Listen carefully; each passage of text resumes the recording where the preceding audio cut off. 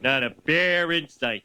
The bear patrol must be working like a charm. That's specious reasoning, Dad. Thank you, honey. By your logic, I could claim that this rock keeps tigers away. Oh, how does it work? It doesn't work. Uh-huh. It's just a stupid rock. Uh-huh. But I don't see any tigers around here, do you? Lisa, I want to buy your rock.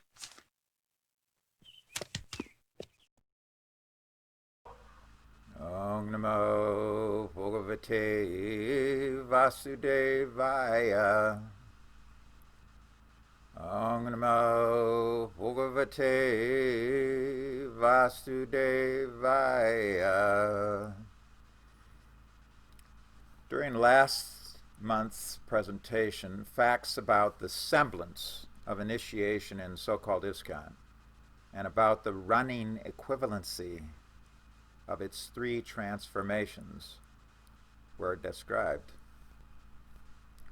These transformations are scattering the Hare Krishna movement.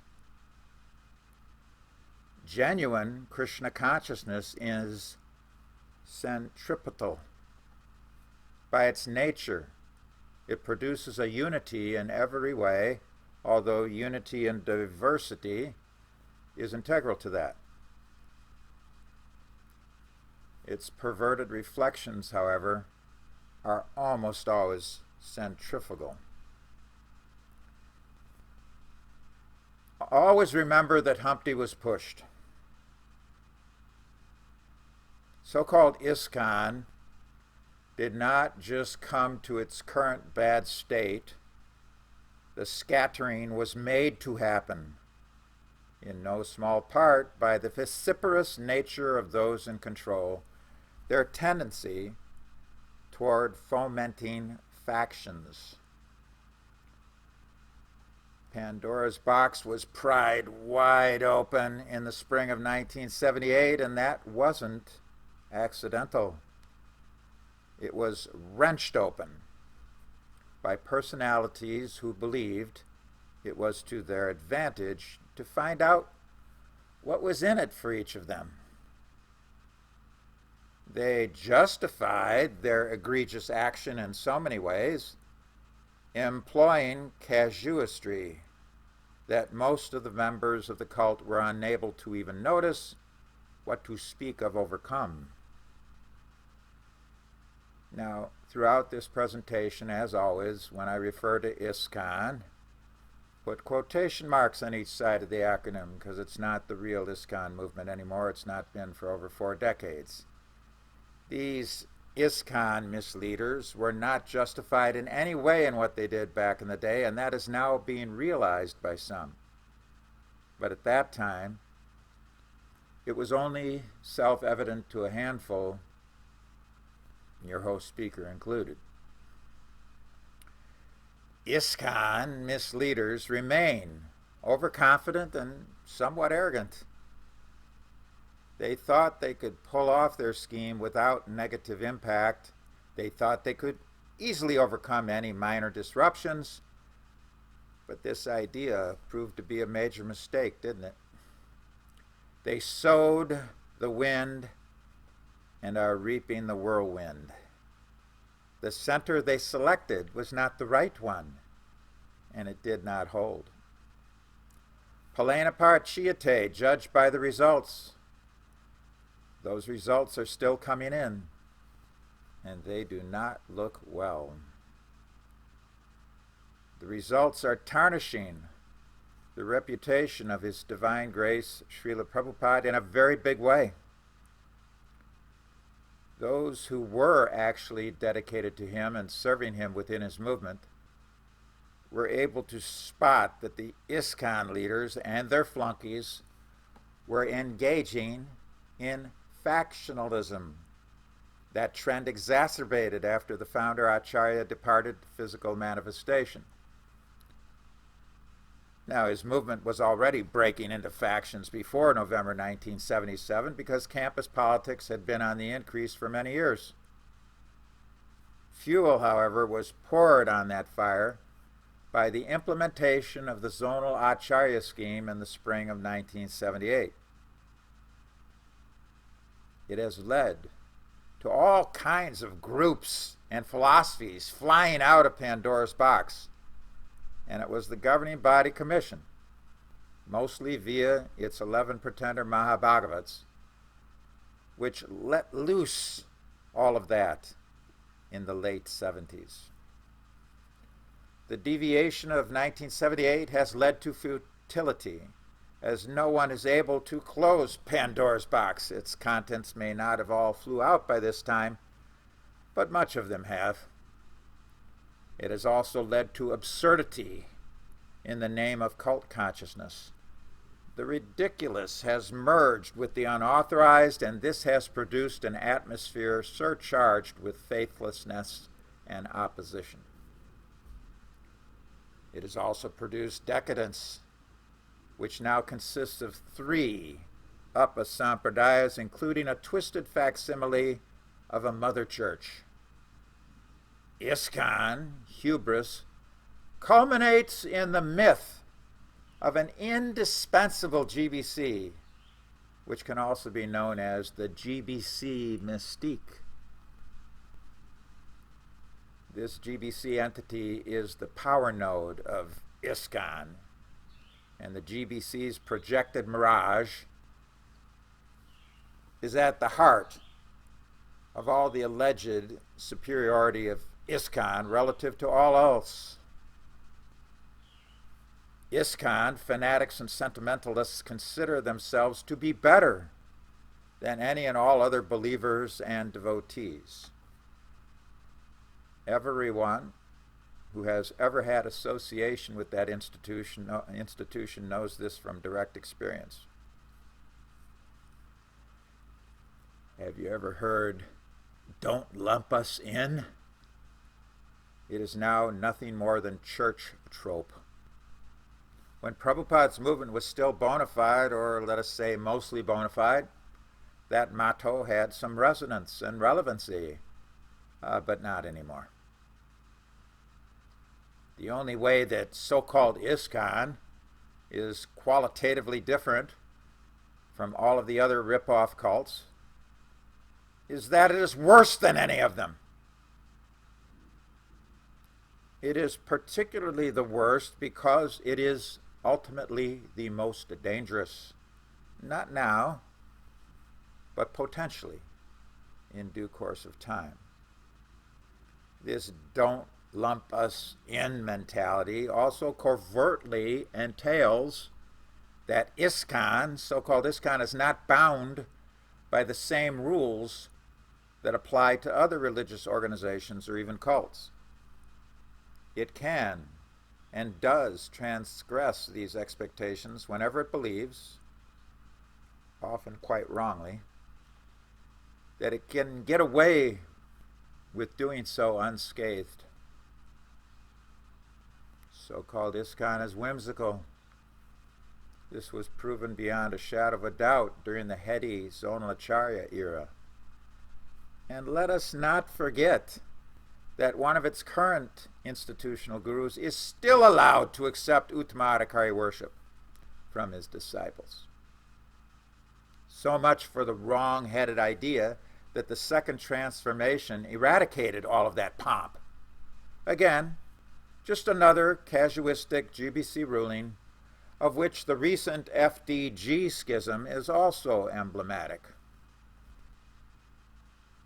It is an insidious myth that so-called ISKCON is exceptional, because it is only so in diabolical ways.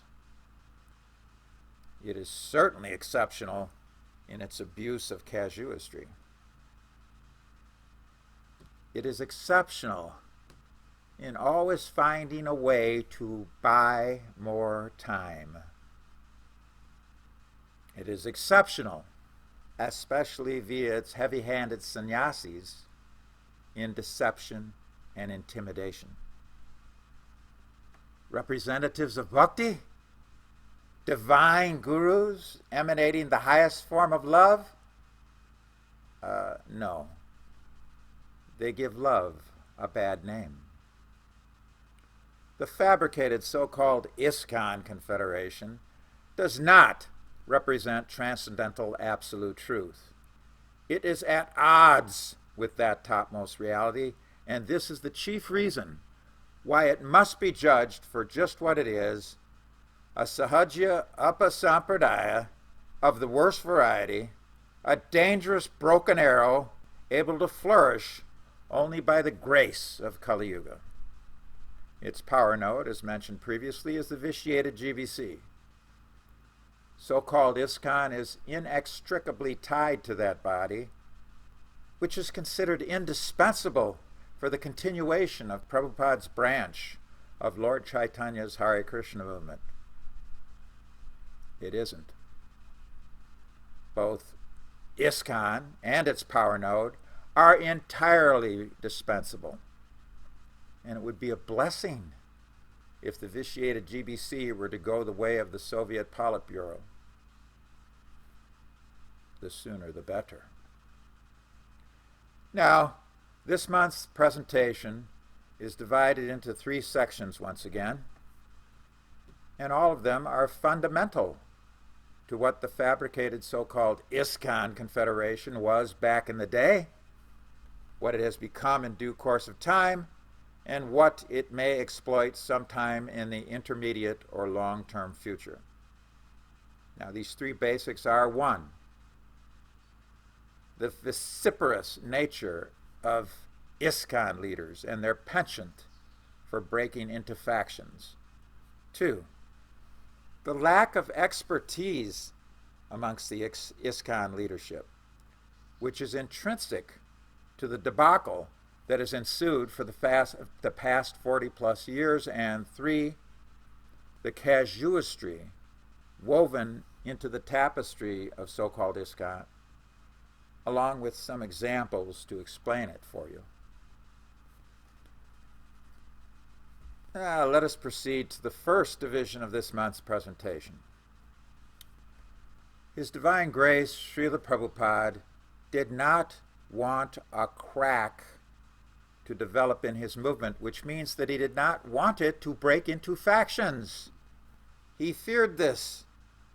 He expressed that dread in a letter to one of his leading secretaries dated October 18th, 1969, from John Lennon's Tittenhurst mansion outside of London. Quote,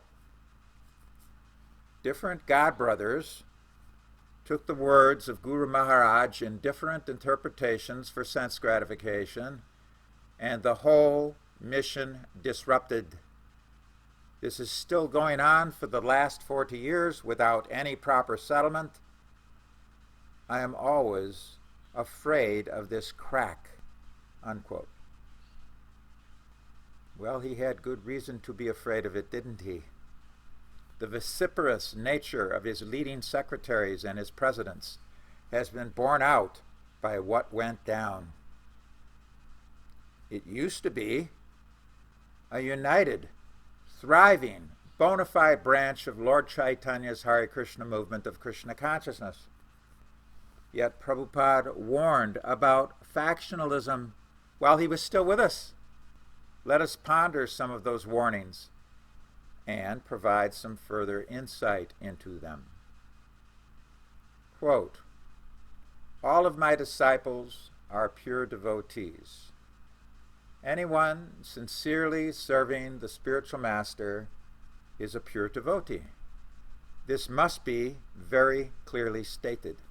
It is not only that your Siddha Swarup is a pure devotee. Do not try to make a faction," unquote. This was a late December 1972 excerpt from a letter to one of his leaders. When Prabhupada's disciples acted in Krishna consciousness as his representatives, they were pure devotees, including in their preaching. They were then sincerely serving their Guru Maharaj, but that does not mean that they were perfect. In point of fact, His Divine Grace never officially even recognized anyone as having attained Madhyam Adhikari, but factions formed. They formed when followers of some charismatic local leader considered him wrongly, in every case, to be an Uttama Adhikari. This factionalism got its foot in the door in the early 70s in Moundsville in Hawaii. A bit later, it also developed in Germany. Quote, "The test of our actual dedication and sincerity to serve the spiritual master will be in this mutual cooperative spirit to push on this movement and not make factions and deviate," unquote. This was an excerpt from a 1973 letter to a householder who lived on the Big Island. Factionalism automatically entails deviation. Let me repeat that, please. Factionalism automatically entails deviation. Mutual cooperation is possible when leaders are honest and expert Brahmins acting in mutual cooperative mentality. By 1973, there was still some hope that the movement could remain in that spirit. But the centralization scheme at the ad hoc so-called GBC meeting of early 1972 was a strong counter-indicator. Now, consider this 1974 morning walk in Germany. Prabhupada. Now, what about our movement? It will stay or it will also go. Leading secretary. It will stay. We already have another generation coming up in Gurukula. The big danger, you say, is faction. Prabhupada.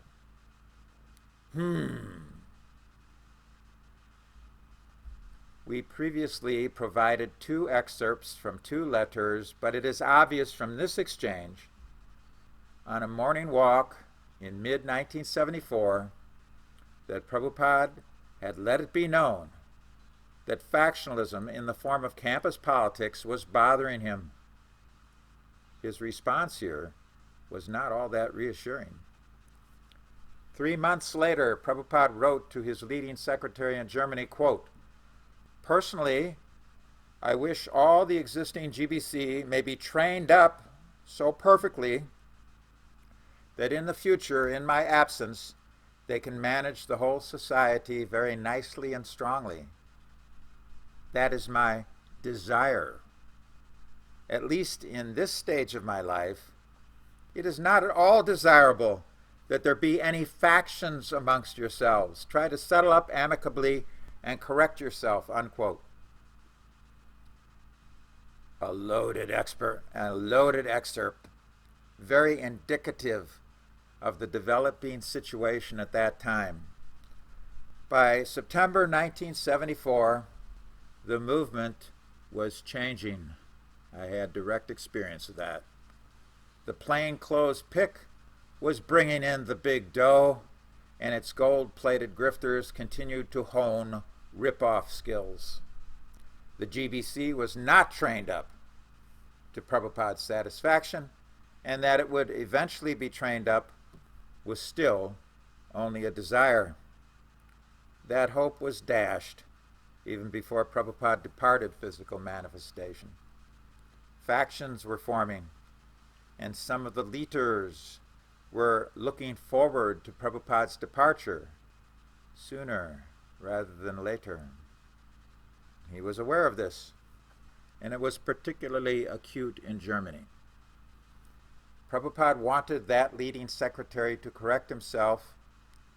There was fighting going on between the big guns in Europe, and the situation would only get worse. Prabhupada wondered why his leading secretaries would create factions even in his physical presence, as was clearly expressed in a room conversation in Honolulu in May of 1976. Prabhupada, this movement is actually the real movement to raise the human society. And if we create factions, then the movement will be less strong and will not act. Leading secretary, we can understand that your divine grace does not want factions. Prabhupada, that will better the movement. Quite an understatement. 4.5 months before he left us, His Divine Grace, in a room conversation from his quarters at Krishna Balaram Mandir, just weeks before appointing 11 Ritviks, again warned about factions. Prabhupada, if you create faction amongst yourselves, then what will come? Problems. Why? Leading secretary, yeah, there should be no difficulty in working together. Prabhupada, no difficulty? Prabhupada was obviously skeptical, just as he was on that morning walk in mid-1974 in Germany. Those problems caused by the 11 factions of the unauthorized zonals, less than a year after this Vrindavan conversation, were increasing. The movement was soon thereafter ruptured, but with a silver lining.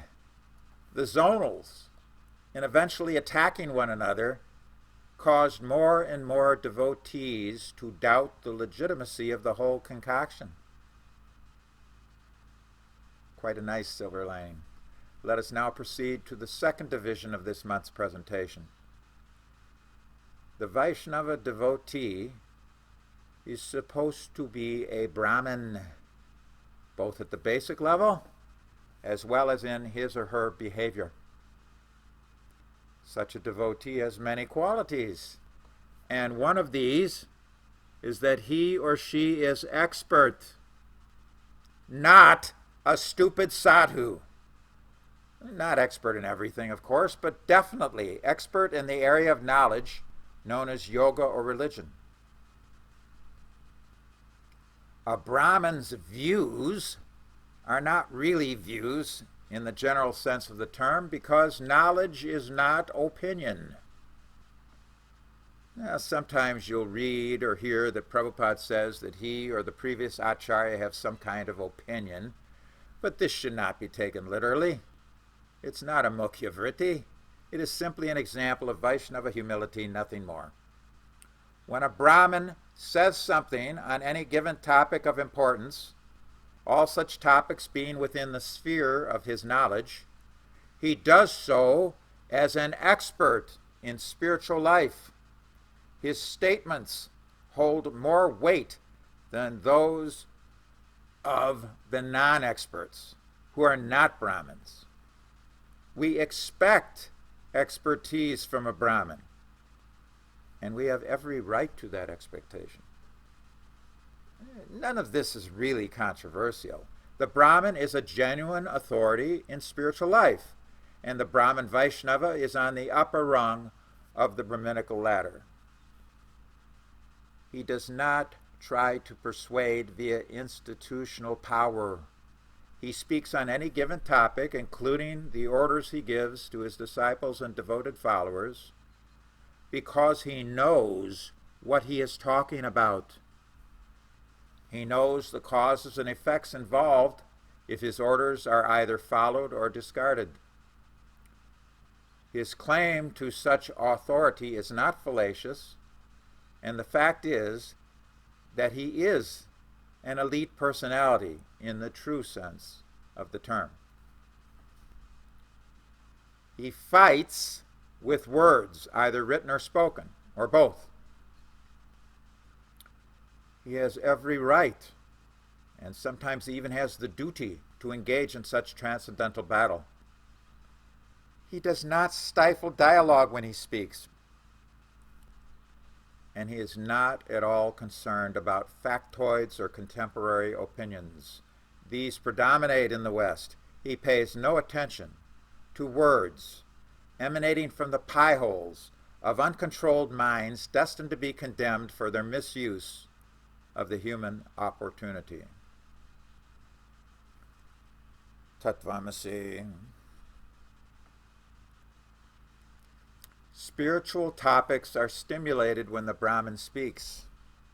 The learned man does not require mundane credentials such as a no objection certificate in order to inspire others. The Brahmin is known by how and what he communicates. The genuine Brahmin is a spiritual elite, but he is humble about it. He does not expect to be honored. He certainly does not require to be expert in departments that are always part of a world constantly in a state of flux. In most cases, they hold no concern for him whatsoever. As a spiritual elite, he recognizes that the only equality amongst all human beings is 10% spiritual. Everything downline from that is always and invariably unequal. Now, we are supposed to have equal rights under the law in America. Sometimes that turns out to be the case. However, opportunity to advance in any given field in this country, such as in money making, is not always equal for everyone. Equal opportunities, even when and where they do exist in the United States, which they sometimes do, does not mean that Americans have equal talents. Certainly, if they're not talented in spiritual science, especially in the Bhakti science, which is the highest of the spiritual sciences, they should not pose themselves as equal to Brahmin Vaishnavas. Now, even amongst the Brahminical class, all are not equal in talent, knowledge, or the ability to implement practical elucidation for the benefit of others. They are, however, all ultimately of the same opinion about the important topics, and those are the topics that concern spiritual life, eternal laws, and the absolute truth. The opinions expressed by those who envy them, who have not paid the price to secure what those austere and honest men have assimilated, those opinions are not as good. Now, let us give credit where credit is due. Americans are expert in postmodern military power, expert in postmodern technology, expert in miraculous communication devices and powers, an unparalleled interstate highway system, tremendous engineering, the best architecture, the best vehicles, and an enviable banking system. Yet, when it comes to understanding spiritual science, the overwhelming majority of Americans are utter imbeciles. They are ridiculous in their conclusions concerning even the ABCD of spiritual life. They have no right to make any judgments about bona fide Brahmins, but they often do so anyway. First deserve, then desire. First achieve the qualities, then come the credentials if you're interested in them. Professionals and laymen are recognized in every mundane field in every country of the world, but this often does not extend to the spiritual. Obviously, Brahmins are not professionals in terms of the general Western understanding, but if they have secured significant realization in spiritual science, they can only still be considered students in relation to the God-realized acharyas like His Divine Grace Srila Prabhupada. Always being a fool at the feet of the God-realized acharya does not mean that they are fools relative to Kali Yuga mundaners who do not even know what it means to be human. Brahmins should be acknowledged and followed for their expertise. However, animosity towards expertise in general in the West has also bled over into the realm of animosity towards spiritual expertise. This will lead to the collapse of Western culture, especially since so many Americans are in a constant state of mind-numbing intoxication, which is degrading them to animal status or even lower. Also, it should be recognized that Brahmins are a class apart. they should be allowed to influence the thoughts of their fellow man, especially in free America, so that sincere and serious Westerners can change their lifestyles. If they do so, this will eventually influence the culture positively, and that is wanted. Now, ask yourself this question. Any expert Brahmins in so-called ISKCON? This question may be justly raised. Certainly, there are no experts in spiritual science to be found there. The anti-religious element replaces spiritual expertise with a sanctimonious demand that anyone and everyone can determine what is religion and has every right under the sun to hold any opinion about it. This nescience is subtly present in ISKCON also. And it is ridiculous. The Western mindset thinks that anti-elitism relative to religion is progress, but will instead soon lead to disaster. When a false devotional alternative is offered, where spiritual science is replaced by ISKCON casuistry, such a misguided notion of devotional expertise creates havoc, cries havoc, and lets loose the dogs of war. With that, we now segue to the third division of this month's presentation. Many of you either have not heard of casuistry, or if you have heard of it, you do not know what it is. You shall know now. However, for those of you who were part of the ISKCON movement in the late 70s, and since that time, you have had plenty of experience of casuistry, and its dominance in the cult has not at all abated. Now, casuistry is defined in a number of ways.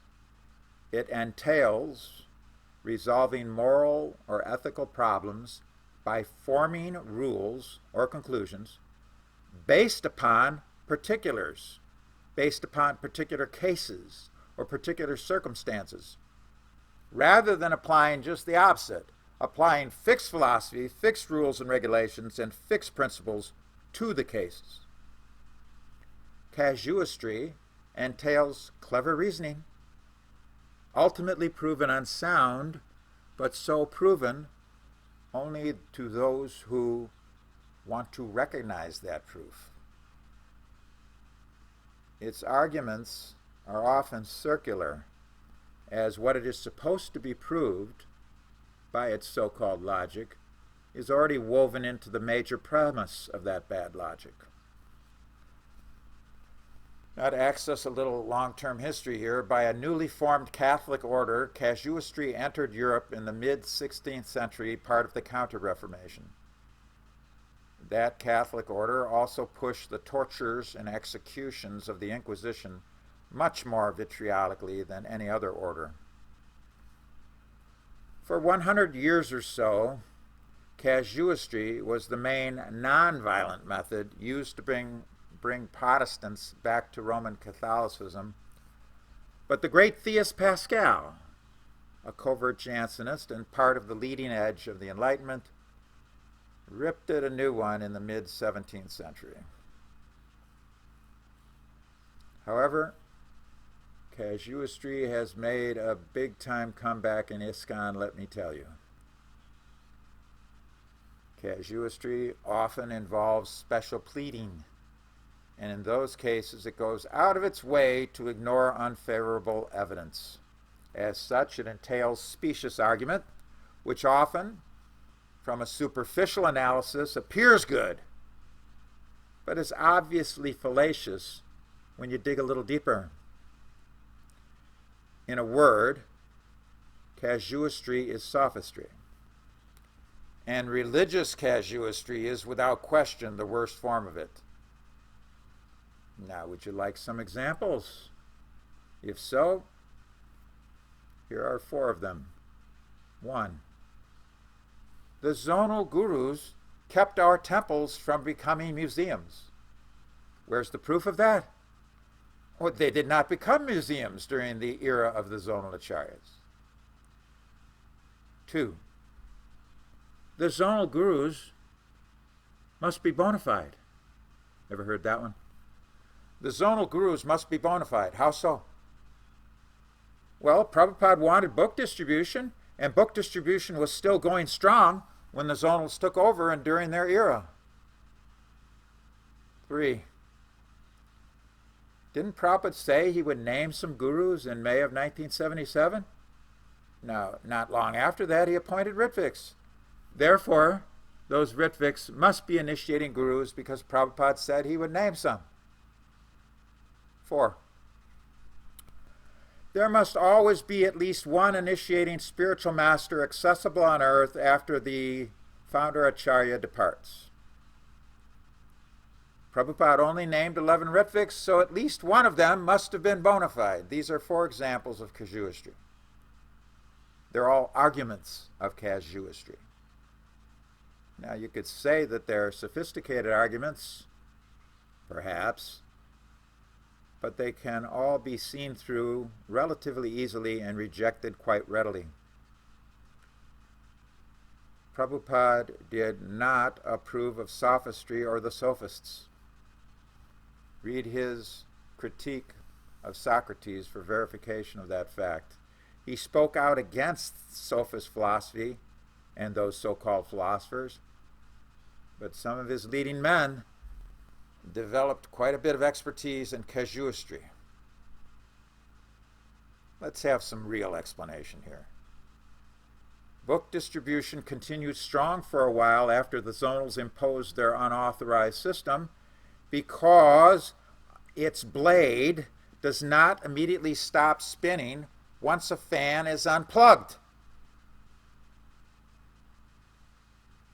It is a fact that Ritviks are not Diksha gurus. Prabhupada could have said that they would become initiating spiritual masters after he left the scene, but he never said any such thing. There is not always a bona fide guru physically manifest after the founder Acharya departs. How do we know this? Check Bhagavad Gita out, chapter 4, text 2. Spiritual and devotional lines are scattered and lost, even 5,100 years ago, when culture was infinitely far more advanced than it is now.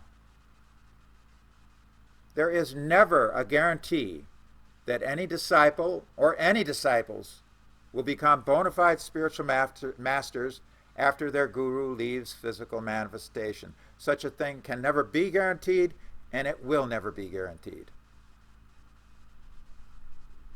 Fixed truths, fixed principles, fixed processes, under the permanence of eternal law, characterize genuine religion, and these are exemplified to the highest octave by the tattva and siddhanta of Vaishnavism. The secular viewpoint, however, is characterized by the flux of ceaseless devolution, which often entails casuistry as its argumentative centerpiece.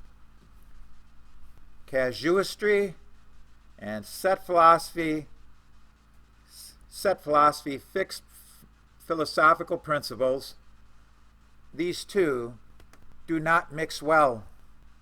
Casuistry is adept at twisting truth, adapting case studies in order to determine specific application for philosophical principles which it concocts.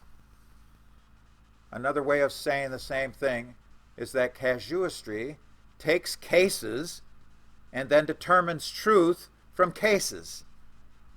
This is completely contrary to deductive transcendental method. In effect, casuistry denies reality, usually in order to forgive individuals in the name of its own brand of justice, natural or legal.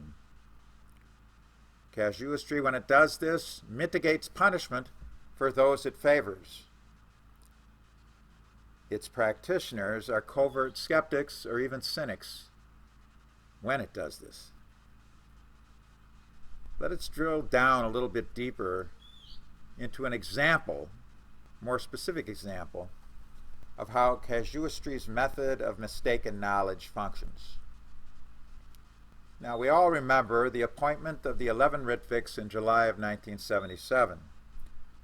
Previously, 6 weeks previously, during that all-important conversation in Prabhupada's quarters at Krishna Balaram Mandir at the end of May,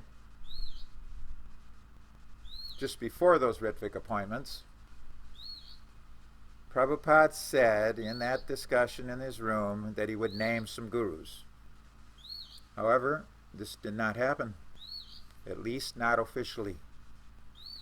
During the remaining 6.5 months of his physical manifestation after that room conversation, there is no record of him having named any Diksha Gurus.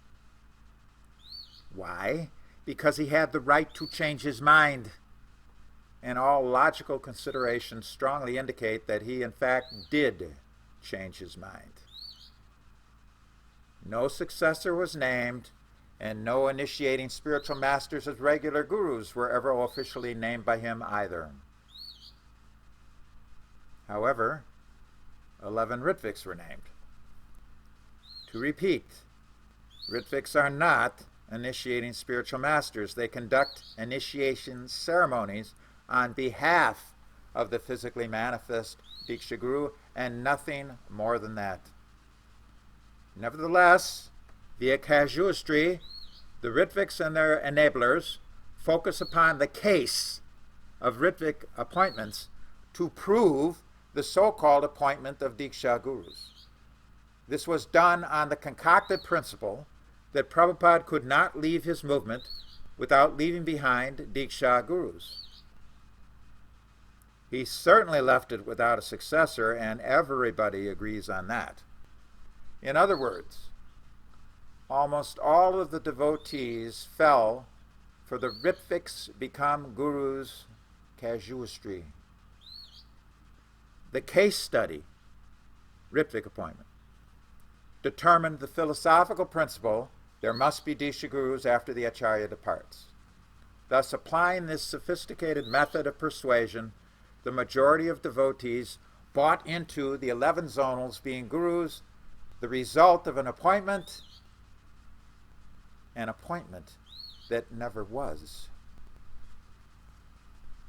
They still did so after it was conclusively proved that in the so-called appointment tape of May 1977, nobody was appointed to anything. This became clear by 1981, but the ISKCON leaders simply lied before that, alleging Prabhupada appointed them as gurus, which was never the case, and many of them knew it, if not all of them. His divine grace was crystal clear when he said, quote, regular guru, that's all, unquote. If you know anything about English, regular is an adjective. It means under regulation. That is Madhyamadikari. Not that the 11 zonals had secured Madhyamadikari status. They didn't. But he knew that they were going to engage in the guru business after he departed. As such, he gave them a chance by putting that stricture on it. They had the chance to observe it if they first became qualified madhyams. They didn't. Instead, after he left, 4 months after he left, they imitated Mahabhagavat. One did so a month and a half after he left. That was on them. You cannot pin it on Prabhupada. He said he would name some gurus on May 28, 1977 at Krishna Balaram. He didn't. He instead named Ritviks in July. These are not initiating spiritual masters, nor are they automatically Shiksha Gurus either. You need to know what a Shiksha Guru is. The noun is Guru. Shiksha is the qualifier. You're a bona fide Guru if you're a Shiksha Guru. As far as the Ritviks were concerned, their power of attorney to conduct the initiation ceremony was withdrawn as soon as the Acharya departed physical manifestation, which means Ritvik ended on November 15th, 1977. Bus!